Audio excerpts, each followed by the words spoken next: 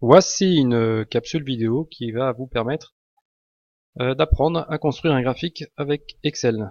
Donc un graphique en nuage de points. Donc là j'ai deux champs de données, la longueur d'onde et l'absorbance. Je souhaite tracer en fait l'absorbance en ordonnée en fonction de lambda qui sera donc en abscisse. Alors il y a plusieurs méthodes. Moi la méthode que je propose est la suivante. Donc la première chose à faire c'est d'aller dans insertion, nuage de points. Ici on peut choisir, vu qu'on a beaucoup de points, de connecter chaque point en fait par des lignes plutôt que de faire apparaître des points parce qu'on va avoir beaucoup donc ça risque de pas être très joli. Ensuite on voit qu'on a une zone de graphique qui est vide et là on va sélectionner les données. Donc on va donc sélectionner les données, ajouter donc le champ de données. Donc la série par exemple c'est A comme absorbance. Les valeurs de la série des abscisses X, en fait je vais cliquer dessus comme ceci, recliquer pour saisir le champ, pardon, hop, ici. Et là, il y a plusieurs solutions. Soit je clique et je tire jusqu'en bas, soit sinon, je fais Shift, Ctrl, flèche vers le bas. Voilà, donc là, je suis allé jusqu'en bas. Je fais la même chose avec la série des ordonnées.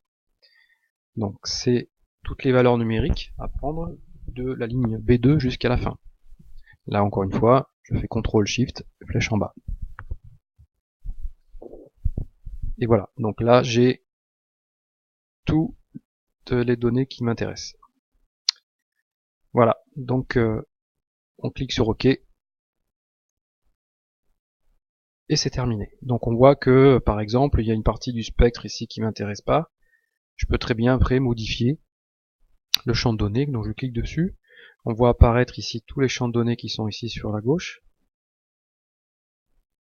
Et je peux par exemple choisir de remonter, voilà, jusqu'à par exemple, on va s'arrêter à peu près 450 nanos.